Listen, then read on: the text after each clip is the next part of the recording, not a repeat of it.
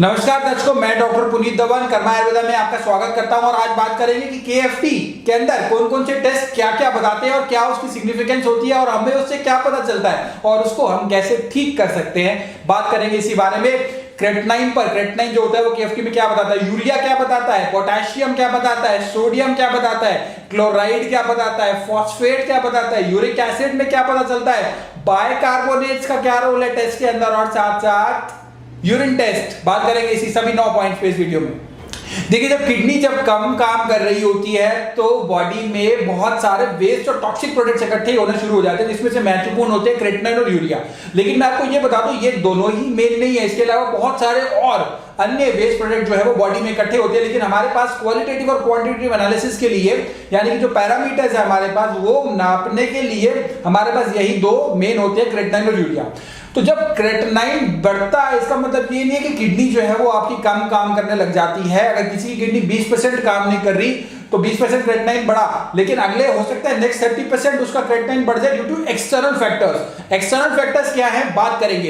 FFP external factors 3 होते हैं जो मेजर होते हैं क्रेटनाइन को बढ़ाने वाले, जो ये बताते हैं कि इनका मतलब ये नहीं कि हमारा जो है किडनी खराब हो रही है। एफएफपी से मतलब है यहाँ पे सबसे पहला जो एक्सटर्नल फैक्टर होता है वो होता है हमारा फीवर। अगर फीवर हुआ या कोई किसी भी प्रकार का इंफेक्शन है, कफ है, कोल्ड है, किसी भी तरीके का है, तो इसके अंदर मस्कुलर एक्टिविटी इंक्रीज होने की वजह से क्रेटनाइन जो है वो मसल से ज्यादा निकलता है और प्रोडक्शन बढ़ जाती है क्रेटनाइन की, और ब्लड में जो है वो क्रेटनाइन ज्यादा दिखाई देता है जब भी हम ब्लड टेस्ट कराते हैं। नेक्स्ट स्टेप से आता है हमारे पास फेटीग। फेटीग मतलब थकावट। किसी ने रनिंग, जॉगिंग, स्विमिंग कर ली या 5 किलोमीटर रन कर लिया, किसी भी तरीके की इस तरह की बहुत ज्यादा विगरस फिजिकल एक्सरसाइजेस कर ली, तो उस केसेस में भी देखा जाता है कि हमारी मसल्स जो है वो क्रेटनाइन ज्यादा निकालती है, ज्यादा प्रोड्यूस करती है और ब्लड में क्रेटनाइन बढ़ना शुरू हो जाता है। और पी से आता है एफएफपी में, पी से प्रोटीन। अगर प्रोटीन का इंटेक हमारा ज्यादा हो गया तो उस केस में भी क्रेटनाइन जो है वो ज्यादा प्रोड्यूस होता है। ये सारे एक्सटर्नल फैक्टर्स हैं जो क्रेटनाइन को बढ़ाते हैं। इसका मतलब ये नहीं कि किडनी जो है वो कम काम कर रही है, क्रेटनाइन जो है वो बढ़ता है। जब किडनी कम काम करती है, सपोज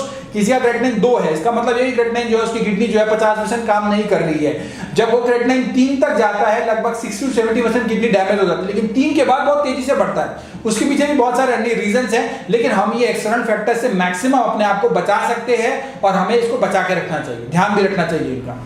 देखिए, urea, next is urea. Urea क्या होता है, यूरिया जो है वो लिवर बनाता है। कुछ भी खाते हैं अगर हम, तो हमारा ब्रेकडाउन होता है बॉडी में और क्रेटनाइन यूरिया की फॉर्म में वो बनता है। यूरिया के अंदर एक्सटर्नल फैक्टर्स जो होते हैं वो बहुत कम असर करते हैं, बहुत कम उनका रोल होता है, लेकिन फिर भी 2 एक्सटर्नल फैक्टर्स जो हैं वो हमें देखने चाहिए इसमें। एएम यानी कि ए से जो आएगा, एंटीबायोटिक्स अगर बहुत ज्यादा ले ली तो यूरिया बढ़ने के चांसेस हो जाते हैं। एम से जो आता है लिवर स्टिमुलेंट मेडिसिन, यानी कि सिमिलर एंटीबायोटिक और मेडिसिन का अगर किसी ने बहुत ज्यादा प्रयोग कर लिया तो वहां पे यूरिया बढ़ने के चांसेस हो जाते हैं। हम 3 सिनेरियो डिस्कस करेंगे क्या होता है और हमें क्या उसे निष्कर्ष निकालना है क्रेटनाइन और यूरिया का। क्रेटनाइन बढ़ा, यूरिया बढ़ा, दैट मींस किडनी आपकी कम काम कर रही है। क्रेटनाइन बढ़ा, यूरिया सेम है, दैट मींस एक्सटर्नल फैक्टर्स का इसमें रोल है, यानी कि एक्सटर्नल फैक्टर्स से बचा जा सकता है। यूरिया आपका नहीं सेम चल रहा है, यानी कि किडनी पे इफेक्ट नहीं आया ज्यादा। क्रेटनाइन कम हुआ, यूरिया कम हुआ, दैट मींस आपकी किडनी जो है वो वेस्ट को ज्यादा निकाल रही है, किडनी का फंक्शन इंप्रूव हुआ है। तो दोनों चीजों की इंप्रूवमेंट जो है वो बहुत ज्यादा जरूरी है। सिर्फ क्रेटनाइन के बेसिस पे हम किडनी के फंक्शन को जज नहीं कर सकते। यूरिया का भी बहुत इंपॉर्टेंट और महत्वपूर्ण रोल है इसमें। अब बात करेंगे उस पैरामीटर की जो क्रेटनाइन से 1000 गुना ज्यादा डेंजरस है। जी सही सुना आपने, क्रेटनाइन से 1000 ज्यादा गुना डेंजरस है और वो आता है केएफटी रिपोर्ट के अंदर, उसका नाम है पोटेशियम। पोटेशियम जो है ये बड़ा डेंजरस होता है। अगर क्रेटनाइन जो है वो 2 है और पोटेशियम जो है वो 8 है या 7 है, तो मतलब आपके लिए जो है डायलिसिस की जरूरत है। डायलिसिस की जरूरत है। क्रेटनाइन 2 है लेकिन डायलिसिस कराना पड़ेगा अगर पोटेशियम कंट्रोल नहीं है।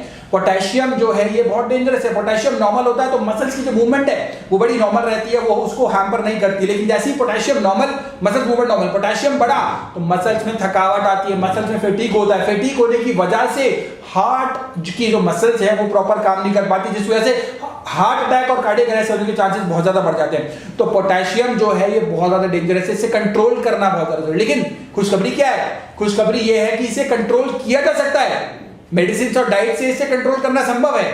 अब बात करेंगे नेक्स्ट 3 पैरामीटर्स की, जिसको इलेक्ट्रोलाइट्स भी कहते हैं। सोडियम, क्लोराइड और फॉस्फेट, ये जो होते हैं जब कॉम्प्लिकेशन जो होती है हमारी बॉडी में बढ़ जाती है तो इलेक्ट्रोलाइट जो है ये बढ़ने की संभावना बहुत ज्यादा बनी रहती है। ये कॉम्प्लिकेशंस का बताते हैं कि बॉडी में क्या कॉम्प्लिकेशंस चल रही हैं। यूरिक एसिड जो होता है, आपने सुना होगा यूरिक एसिड बढ़ गया। यूरिक एसिड बढ़ना मतलब किडनी जो है वो कम काम कर रही है, एक इंडिकेशन ये होता है यूरिक एसिड बढ़ने के। और बहुत सारे अन्य रीजंस भी होते हैं।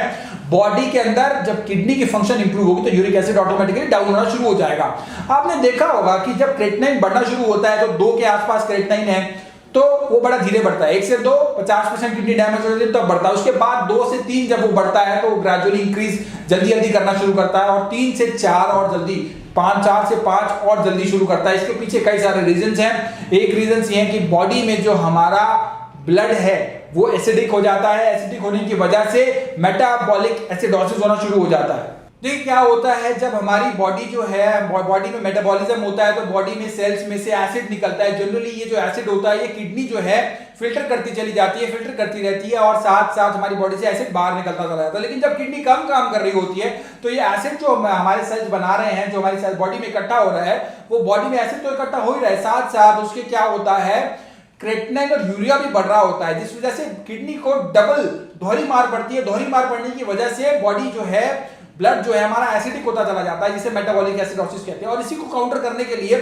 नोडोसिस और सोबोसिस जैसी मेडिसिन चलती हैं, जिनका केमिकल कॉम्पोजिशन होता है सोडियम बाइकार्बोनेट। जी हाँ, वही बाइकार्बोनेट जो मैंने आपको इनिशियली बताया था कि बाइकार्बोनेट का टेस्ट कराया जाता है, क्योंकि ये केएफटी में नहीं आता। केएफटी की कमी है, केएफटी में सोडियम, सिर्फ बाइकार्बोनेट का टेस्ट नहीं हो पाता।